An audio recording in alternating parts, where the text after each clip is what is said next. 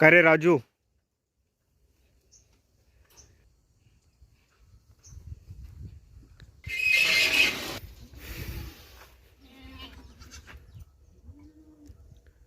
एक 17-18 दिवसाची पिल्लं आहेत.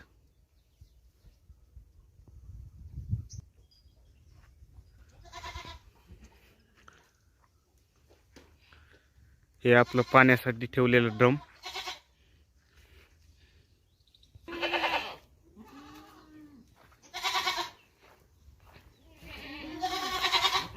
हा आपला ब्रीडर आहे.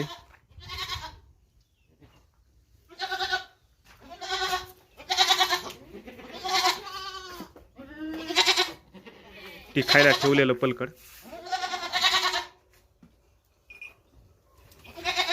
हे आपल्या गव्हाणी. सध्या मधात अजून ती घाण काढलेली नाही.